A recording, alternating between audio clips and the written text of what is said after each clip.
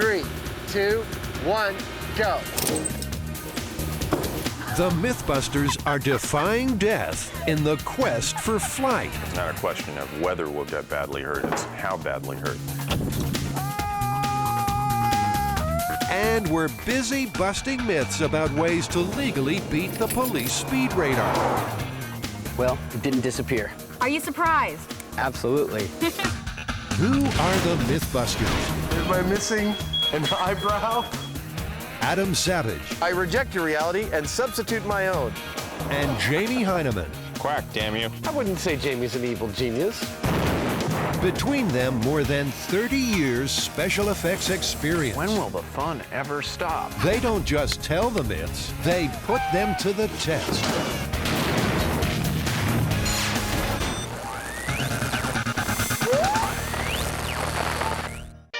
Ever since we realized we couldn't, humans have wanted to fly like the birds. Gliders, hang gliders, and parachutes have made non-powered flight possible. Woo! I fart on you! But is it possible for a man to fly accidentally?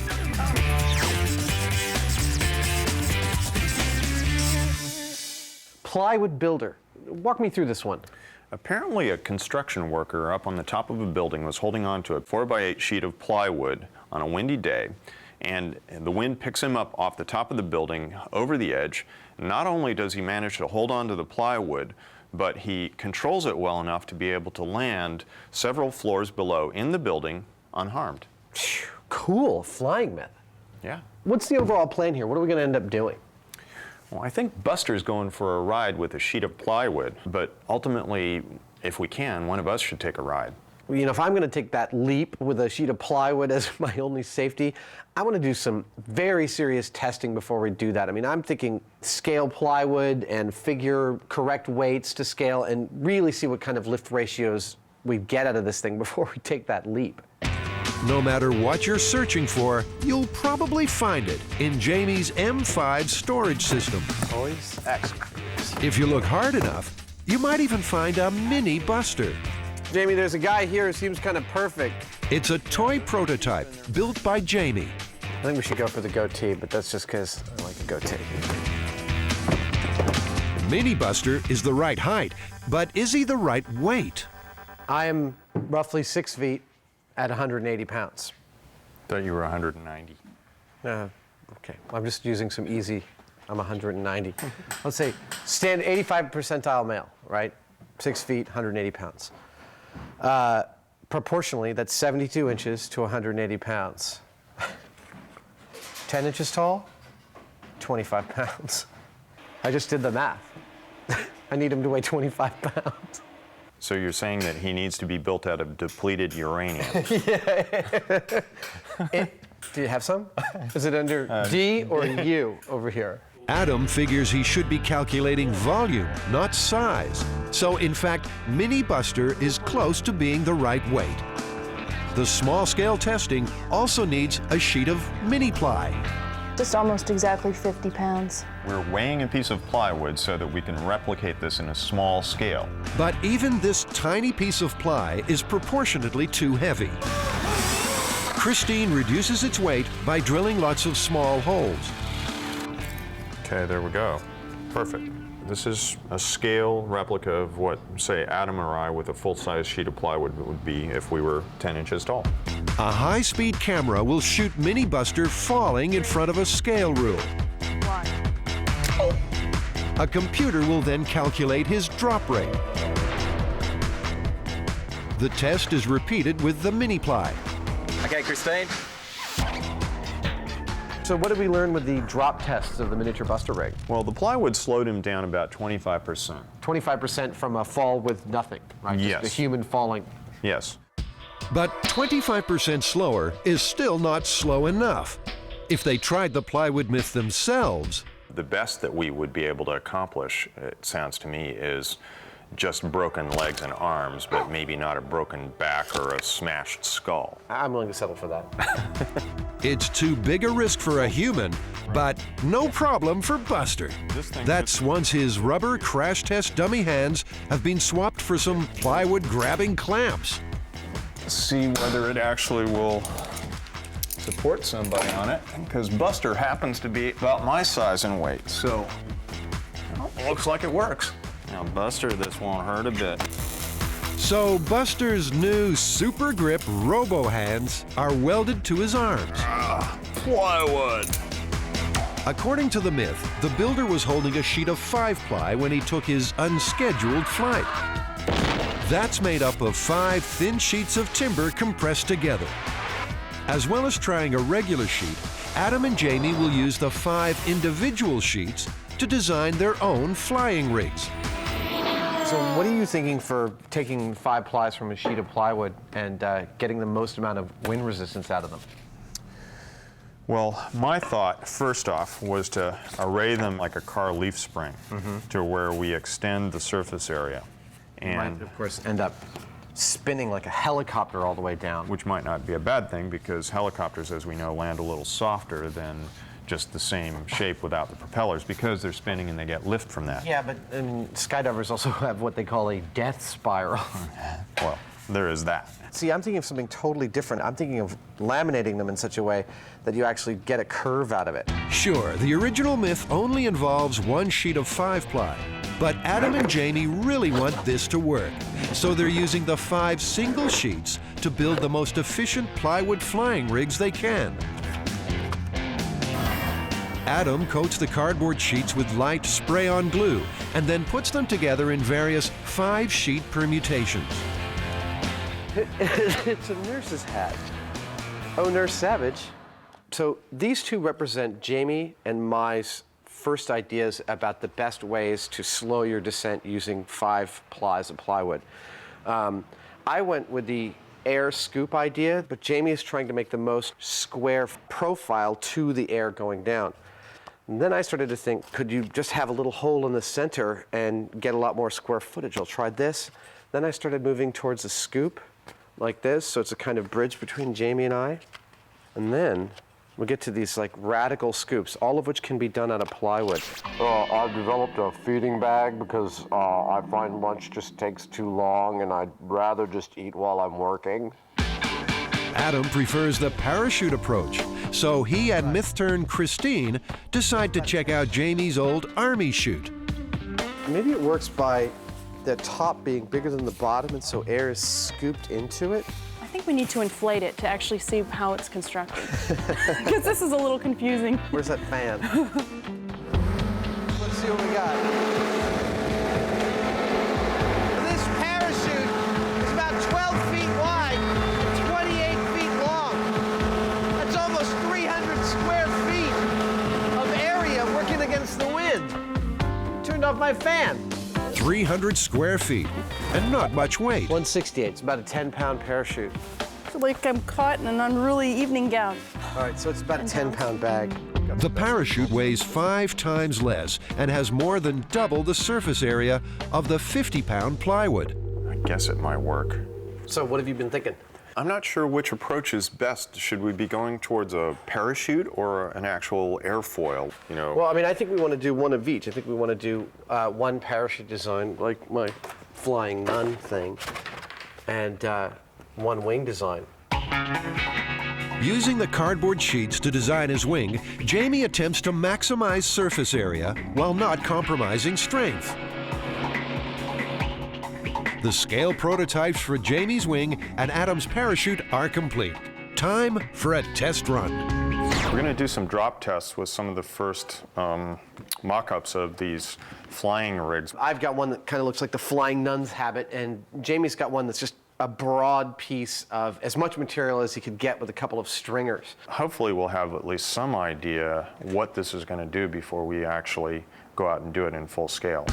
First off, Mini Buster gets no help at all. 0.9 seconds. Go.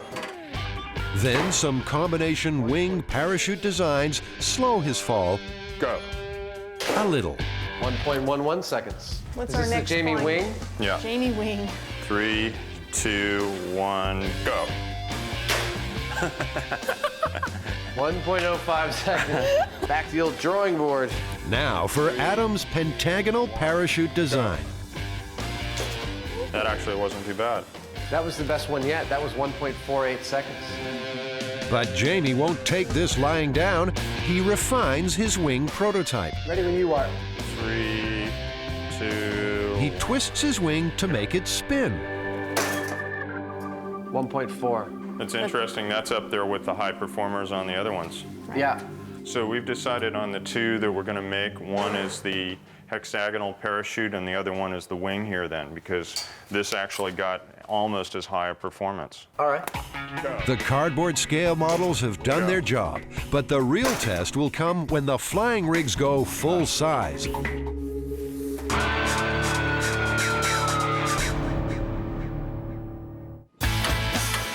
Scotty, Carrie, and Tori have been like little Santa's helpers. Oh, I'm gonna be sick. Whenever Adam and Jamie have devised some myth-busting mayhem, it's often been this trio's job to make their boss's twisted visions a reality. This time, however, they're gonna be in the driver's seat. That doesn't look right.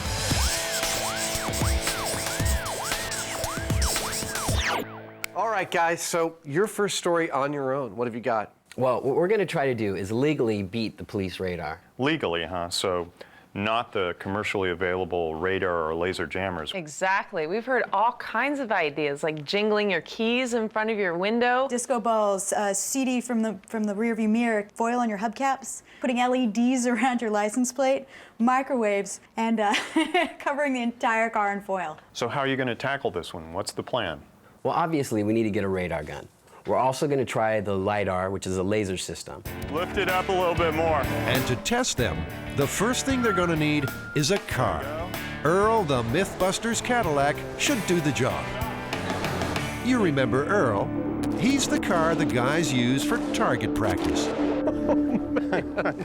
Oh, man. Our resident grease monkey, Scotty, has to get him back on the road to recovery. It's going to be stubborn. While Scotty coaxes the caddy back to life,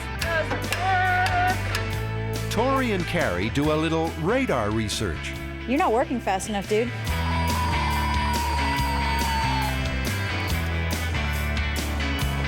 You got up to 16 that time. That's it? Yeah. Felt like 60. Now, Carrie's packing a normal radar gun. It fires microwaves that hit the target and bounce back at a slightly different frequency. The frequency difference determines the target speed. Tori's wielding a laser speed gun, or LiDAR. It shoots 1,000 samples per second of infrared laser light at the target. Speed is calculated by comparing the distance between each sample. Before we get to the real car and do tests, we want to do some sample material tests on the RC car. But before we can even do that, we have to make sure that the RC car will even show up on the radar gun. The RC car has a top speed of between 5 and 6 miles per hour. But will the radar detect it? 4, 5. We got a reading. So the RC car is visible to the radar. Now, to make it invisible. Right now I'm making extra shells to the body of the RC car, because now that we know how the radar and the LiDAR work, we're going to do some tests on all of our materials.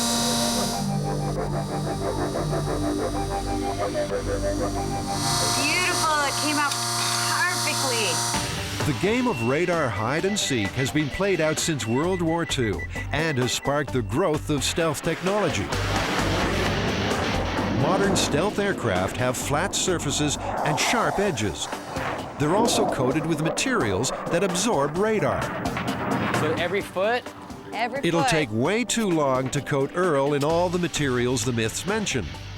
The remote-controlled car is a much simpler option. But why the blue paint? Theoretically, it's supposed to change the wavelength of the reflective light on the LiDAR, so we'll see if we can pick this up at a different distance. Are you ready?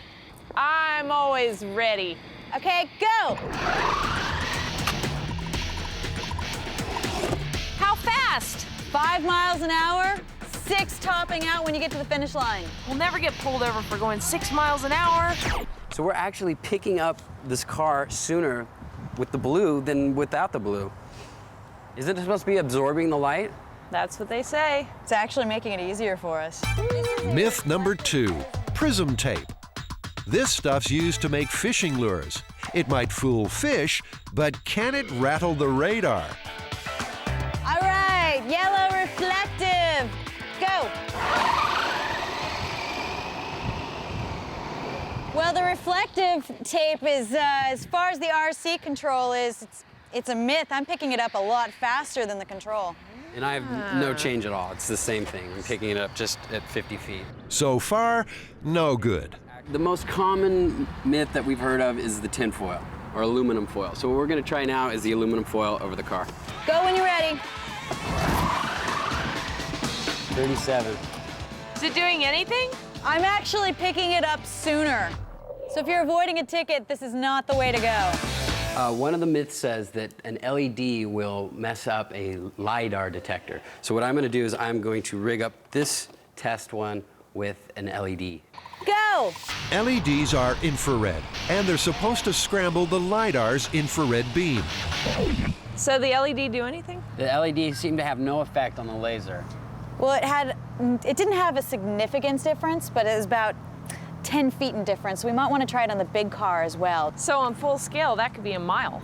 The only thing left, a type of paint which is supposed to absorb radar. It's actually embedded with a bunch of iron and makes it really heavy. It goes on like frosting. And it's so expensive that if you were actually going to paint your car with this, you might as well just pay off all your speeding tickets. The paint's so heavy, the RC car won't even go. Don't give up, Scotty. Can barely go. Has this myth been busted before Earl the Caddy is out of the garage? They look really cool, guys. Did anything you tried have any effect on the radar's ability to detect them? The radar can detect all of these cars. We also can write off the prism tape. It actually made it more detectable. It's supposed to deflect the laser, but it's actually reflecting it back better. So the plan now is to go with the most popular ones, like flat black and tinfoil, and we have a few tricks up our sleeve as well. But before Scotty reveals her tricks, can Adam make plywood become flywood? Adam and Jamie are testing the myth of a builder flying off a skyscraper while holding a sheet of plywood. They're helping the myth out by using 5 single sheets to create their own flying rigs. After testing scale models, Adam has decided on a parachute-like design, and Jamie is building a wing. Go back further. So. The plywood wing will be big, 4 feet wide by 20 feet long. And that's the reason they're measuring the workshop. Never build anything inside a space that you can't get it out of. The plywood sheets may be heavy, but they're also fragile. Adam removes his 5 sheets from the 12 available. Screw. Make that 11. One tour, bringing it out, trying to get it out of the way of Jay, the cameraman. Using a scale model, he calculates the angles for the full-size version. He measures up the sheets and then lays them out. Meanwhile, Jamie is placing the sheets for his wing on a cradle made from 2x4s. Well, look at what you're doing. You're going to laminate it up on the curve. Yeah, you know, I figure we'll get the glue to actually help it hold its shape before we put the struts in. Jamie's plan is simple but effective. He'll achieve a curve in his wing by placing weights in the center of the plywood sheets. When the ply is glued, the curve should remain. Meanwhile, Adam glues his plywood using a Jackson Pollock impersonation. Then, to press the sheets together, Adam uses a Fred Astaire impersonation. Adam's pentagonal plywood parachute is taking shape. He's just got to remember, those sheets are really fragile. Now they're down to 10 sheets, and there's no room for error. I need one more piece. The last sheet of ply is found and slid into place carefully. Got it? All right, cool. You can let that down. Thanks, honey. Boy, that was a pain in the ass. Jamie's wing is looking good. Oh, and I want to put the strip down. Narrow strips of ply are used as strengtheners. Yeah, charm. Okay, now we go out and bring the pipe in. Finally, the curve is achieved by adding whatever weights Jamie and Christine can find. There we go. Cool. I'm actually really happy how this came out. And tomorrow when the glue is set, we'll remove all the wood, and hopefully this will retain as much as possible of this curve. This will give us something to work off of for the final touch, which is the twist, because I'm going to put a diagonal on this that'll torque this thing a little bit and create a propeller shape, which gives us the spin, and the spin gives us the lift, which slows us down. Could a builder fly through the air on a sheet of plywood? Adam and Jamie have glued together 2 plywood flying rigs for Buster to find out. But how will they know if Buster survives? Jamie, a key part of this myth is going to be how lethal is Buster's impact when he lands. And we have installed auto industry computer accelerometers in him before with greater and lesser degrees of success. I mean, we're always entering Mythbusters meter hell. I think it's time that we build our own G-force meter. Yeah, you know, if we can't find it, we'll build it ourselves. Exactly. Inspiration comes to Adam in the form of a light bulb. I'm hoping that these light bulbs will end up being the sort of soul of Mythbusters' home-built G-meter. We're going to put these inside a ball so that they break at a fatal amount of G-force. And to add a little drama and realism, the bulbs are filled with fake blood. If they break, we'll know it. It's a nice thing. Isn't that cool? Don't you have all the same nefarious thoughts? Hey, yeah, you're dripping it. The bulb is sealed and placed inside a pair of aluminum sugar scoops. Ready? Yeah. Time for a test drop. This should be the non-lethal distance. It made it. That's good. All right, I'm going to try the high point. Ready? Yeah. Wow. It looks gruesome, doesn't it? Oh, what a horror show. The new G-force meter is instantly christened the Ball of Death. The Mythbusters have turned decades of occupational health and safety death descriptions into a figure for brain death. 80 Gs for just 32 thousandths of a second. Because the ball is solid metal, it builds up a lot of G-force in just a small drop. But once it's cushioned by Buster's head, it'll survive a much bigger drop. Jamie has used weights to curve the plywood for his wing. But what will happen when the weights are removed? Jamie, this looks great, man. It looks like it held its curve quite nicely. That's pretty darn rigid. Yeah, it actually is holding its shape quite nicely. It racks like a monster. Which is what we want. Twisting the plywood wing will turn it into a spinning propeller. Yeah. This will further slow its descent, in theory. So we can rack it this way or rack it this way, depending on whether I want clockwise or counterclockwise rotation when we go down. Which way you want to vomit? Backed up. Have fun flying with it. Yeah. Hopefully, Adam's plywood parachute will cause a little motion sickness. He's left one section unglued so as it can be pulled together to form the plywood into a dish shape. Hey, Jamie. I'm gonna need some help with this. Now be careful, in a blink you're going to end up with a split right along that line. Jamie and Adam's plywood creations are nearly done. Jamie uses a diagonal cord to increase the twist on his wing. Okay, now let it go. That's more like it. Yeah, that's a lot better. And Adam, well, he's just Adam. Whoa! It comes as no surprise that Adam didn't measure up to see if his creation could actually exit the building. Wait, you're caught. Snap. Okay. Jamie's wing made it outside and into the truck easily. But Adam's plywood parachute is a pretty close shave. God, that just barely fit in there.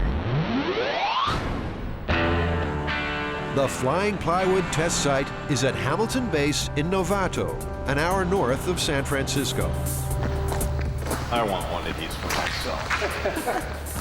After 47 years as an Air Force bomber and fighter base, Hamilton closed in 1976.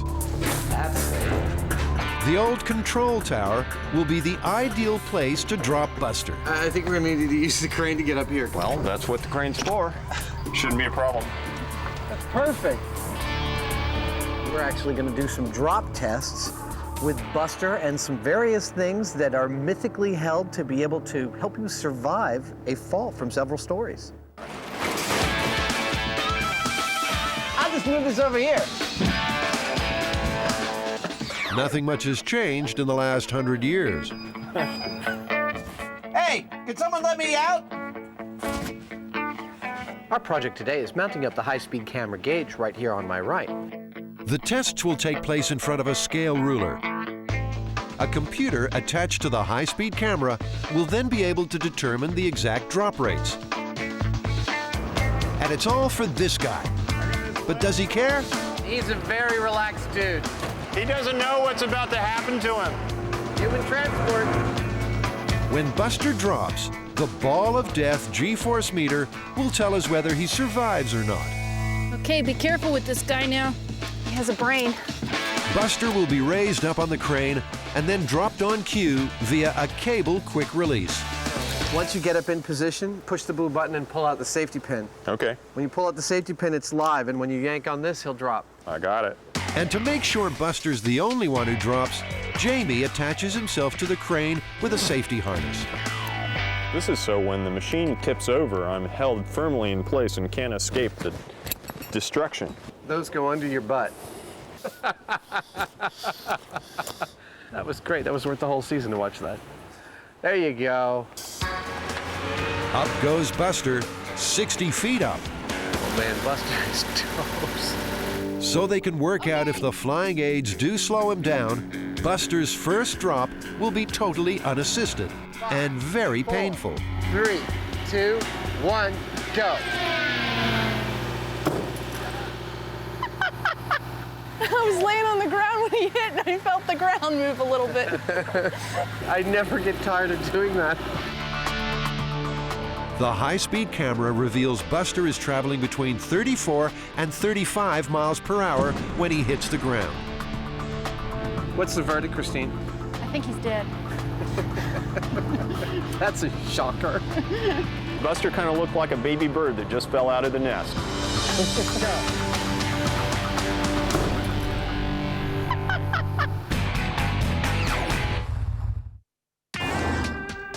Since the police started using speed radar back in the 1960s, there have been a lot of myths about legal ways to beat it.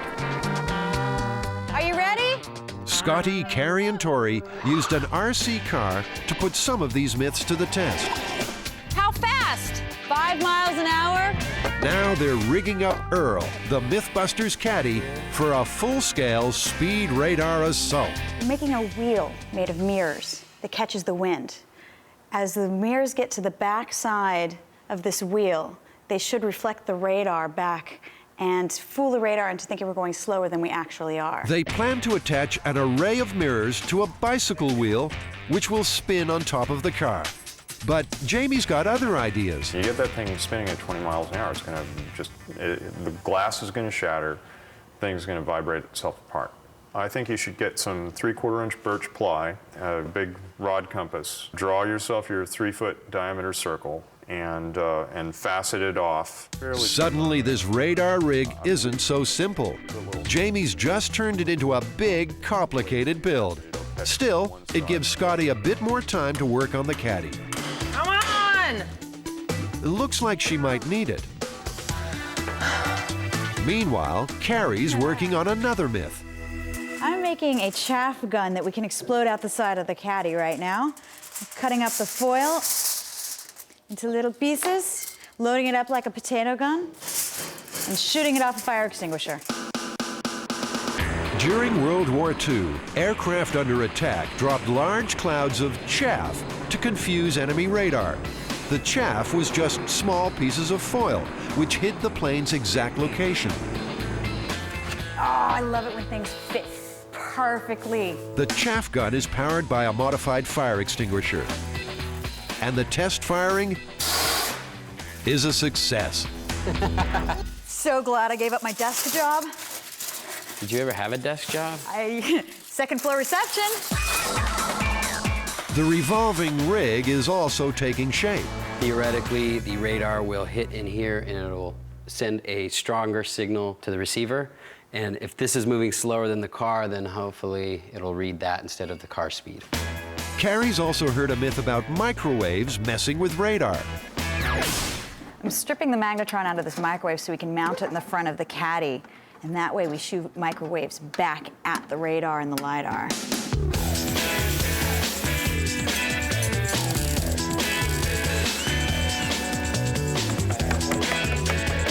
Well, if it doesn't beat the radar, maybe it'll intimidate the cop.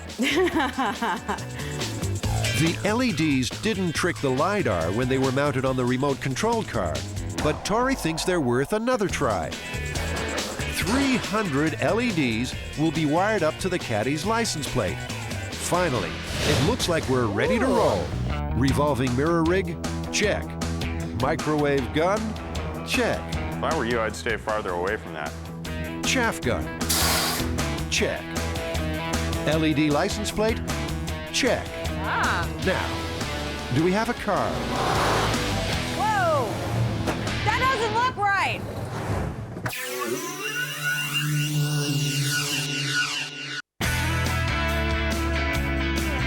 This is the California Highway Patrol Academy training course, and it's the ideal place to see if our Cadillac can slip underneath the radar. A few of the guys from CHIPS are on hand to oversee the experiment. If anything does beat the radar, they want to know about it.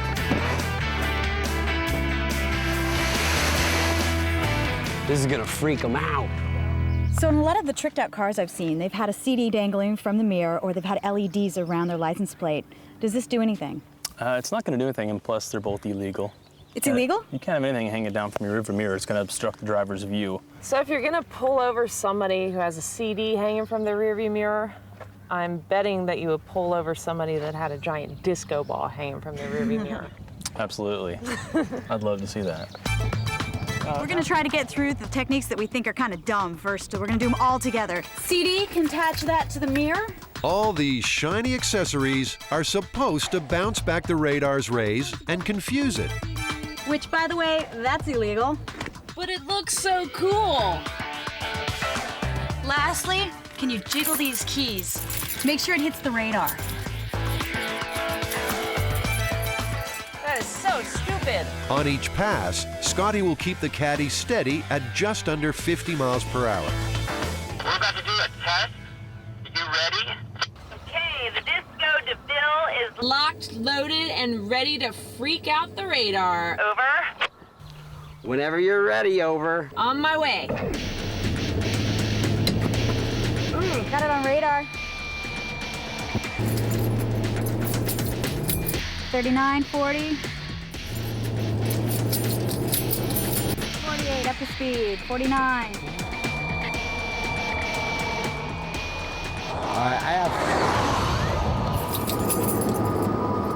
I love that sound. So, keys, disco ball, CD, busted. No effect whatsoever. Are you surprised? Absolutely. All right, next let's do foil on the hubcaps. Done. The next radar myth, tin foil on the hubcaps. Scotty, hit it.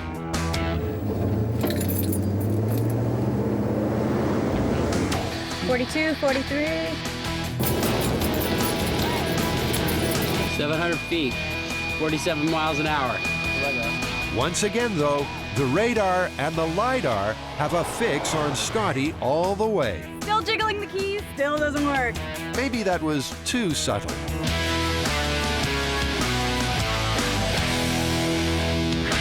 I think maybe people think that because it's kind of crumbly, that the radar will shoot at the crumbles and maybe dissipate. But it's just one giant reflector, if you ask me. You'll be able to see it from outer space. Yeah, she's going fast.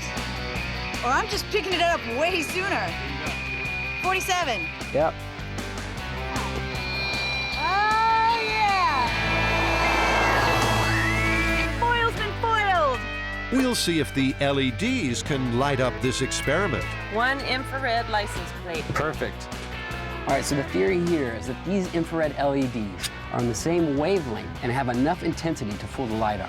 300 LEDs are emitting infrared, but the LiDAR's own infrared beam is locked on all down the line. 47. Busted. I was aiming right at the LED license plate, and nothing changed. Absolutely nothing changed. Busted. Busted. Okay, let's try Carrie's magnetron gun. And yes, I know I spelled magnetron wrong. That's supposed to have an E. Don't email me. That jumped up so fast. It is definitely working. The K-band radar operates on about the same frequency as a microwave, so we're going to shoot microwaves towards it to try to confuse it. I got a 49. But the radar still has the caddy in its sights. No change at all. The magnetron theory is busted. I had no difference in the speed. I got like 48 miles an hour. Is that what you guys got? Yeah, and I picked her up right away. Maybe the aluminum foil firing chaff gun will be able to trick the radar. Scotty, we are good to go on the chaff gun. On my way. Run it, Scotty! As the caddy passes the radar, Carrie will trigger the chaff gun from the back seat. Ah, it didn't go! Why didn't it go? I have a feeling she forgot to pull the pin. Look at... Oh! Oh my God. I'm a total dumb... I don't know what's going on! A quick reload, and we're ready for take 2.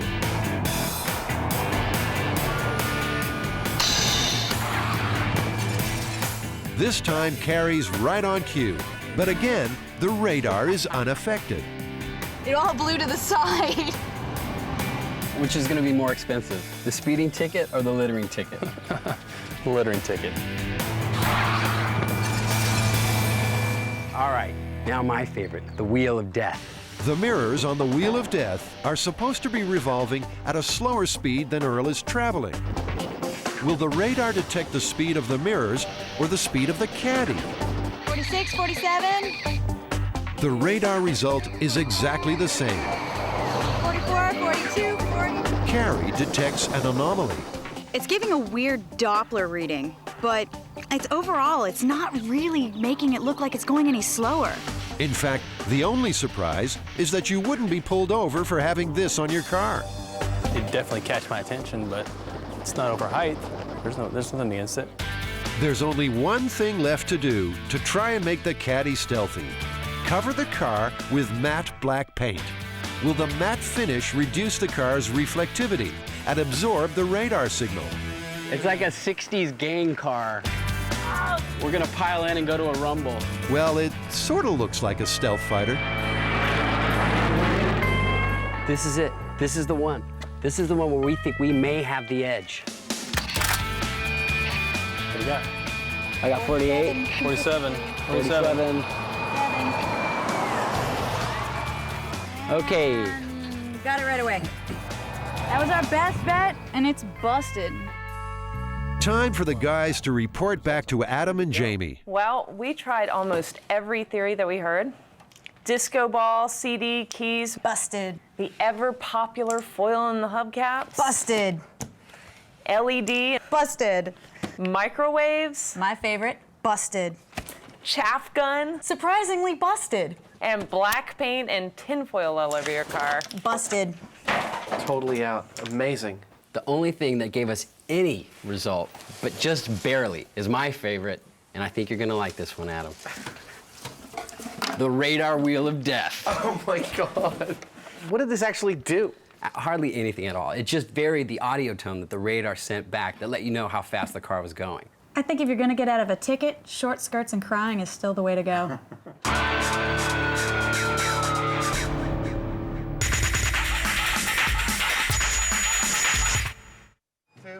It's been a bad day for Buster. He's lost his head. They've amputated his hands, they've operated on his skull, and they've made him bleed. Could it get any worse? Buster's gonna die. While they're at Hamilton Base, Adam and Jamie are using Buster to test out a few other flying myths, like umbrellas. Christine loads up the Ball of Death G-force meter with the fake blood-filled light bulb. All right, safety device number 1. Buster's first mythical safety device is an open rain umbrella. Well, at least he won't get wet. 3, 2, 1, go.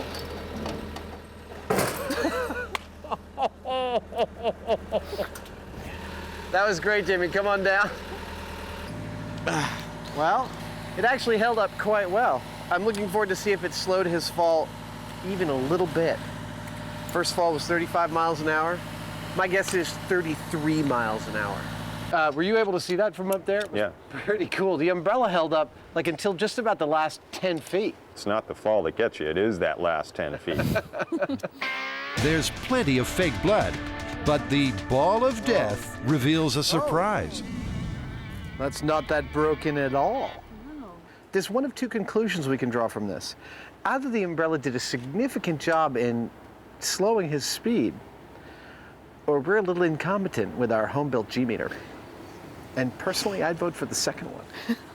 The high-speed camera reveals what really happened. Feet first. So, because the umbrella held him upright, he actually fell faster this time, 38 miles per hour. Yeah, but what about the impact? Speed isn't the only factor in a fall. How you impact also affects survivability. In his free fall, Buster's head and body hit the ground at the same time. Even though the umbrella drop was faster, Buster's body acted like a shock absorber, greatly reducing the impact on his head. That's why the ball of death only cracked. He's probably dead anyway. Oh, you're dead. Let's get the big picnic umbrella. All right. Are you ready? Oh, yeah. Good to go. In 5, 4, 3, 2, 1, drop.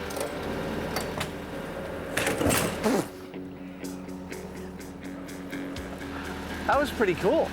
That didn't look entirely unsuccessful. I'm trying to keep a straight face, but I can't. The picnic umbrella reduces Buster's speed to 29 miles per hour. Slower, but not slow enough. He's dead. It's no myth that a parachute is designed for this purpose, but can it open in only 60 feet? On my mark, in 5, 4, 3, 2, 1, go. That worked almost stunningly well. Buster's down to 28 miles per hour, but unfortunately, his head smashes into his own knee. I'm sorry. We did everything in our power, and Buster didn't make it. Yeah. Get off him, you pervert. He's a poor, defenseless dummy, and look what she's doing. As well as being killed 4 times already, Buster has sustained some pretty serious injuries. Time for some in-the-field surgery. All right. Let's get him up. Let's fly this guy. But sometimes even a crash test dummy needs a little positive affirmation. You know, Buster, everyone really appreciates how you're willing to take one for the team time and time again. Are you ready for a piece of plywood? Oh, I can tell you're feeling it. Oh, he's ready. Finally, the original flying builder myth is to be put to the test. He's gonna die, but it's gonna look great. We're locked and loaded, over. Remember, in the myth, the falling builder is able to glide gracefully back inside the skyscraper, totally unharmed. Go.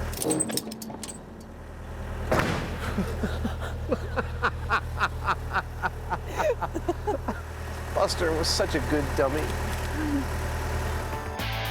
Rather than slowing him down, the plywood increases Buster's velocity to over 36 miles per hour. His body snaps the 5-ply sheet in half.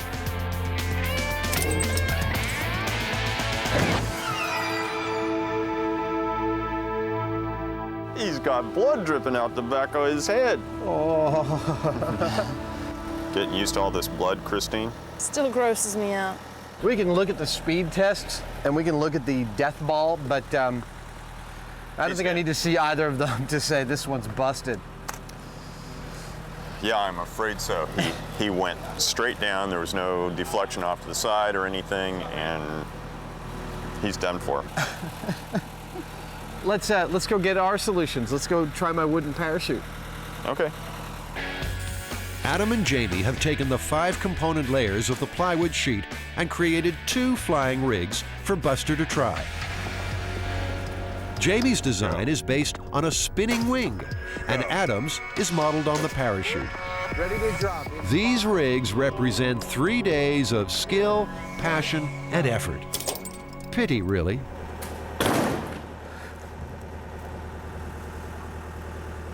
A fat lot of good that did.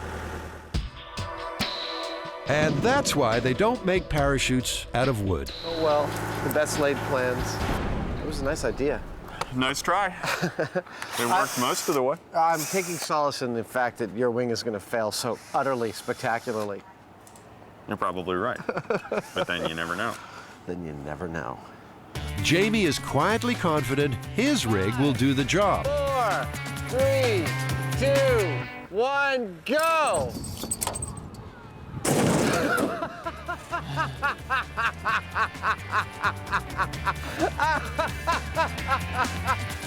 Woo! Do you feel better now? I do. I feel a lot better. All this Buster dropping has created an impromptu Mythbusters fan club. So Adam, what do you think? Did he go slower at all? At least he didn't flip over again until the right at the last minute. It didn't spin at all, and then he went totally sideways and landed on its edge, and he just collapsed with it. It was a horror show. And unfortunately, he was off center, and the high-speed camera caught none of it. Bummer. Oh, man. Poor guy.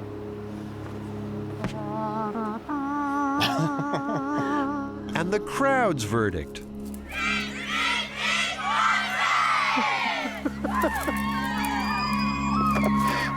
That was better than I could have ever hoped. Buster's day has come to an end. Now it's time to see if a Mythbuster can fly. Adam and Jamie rig up the zip line from the control tower to the crane. The crane backs away to tighten the cable. Stop!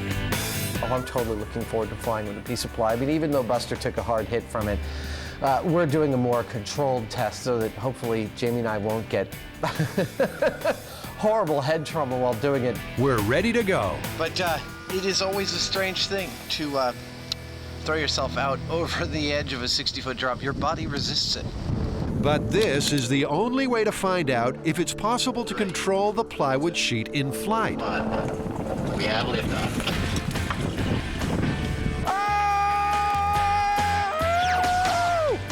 Woo! I fart on you! Ah! Oh! Ah! Ah! Ah! Forget about controlling this thing. There's no control. I mean, I tried pushing my head up against it. At the peak, I could not get it. It's just like all over the place. And I was holding it dead center. Huh. Well, that's the most interesting thing about this whole thing so far. I mean, we've tested everything we could, but short of actually jumping off a building and seeing whether you die or not. What? Jamie has even less control over the plywood. There's just no way you can steer this thing.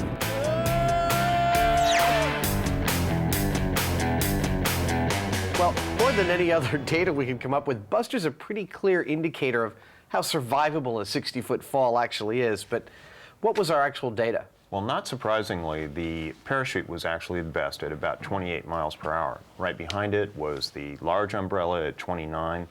What really surprised me was that the plywood was no use at all. In fact, it broke over Buster's back upon impact. And our rigs didn't do anything at all, didn't help either. From a controllability standpoint and from a velocity hitting the ground standpoint, this is one of those myths that's just unequivocally busted. Yeah, absolutely. Myth busted.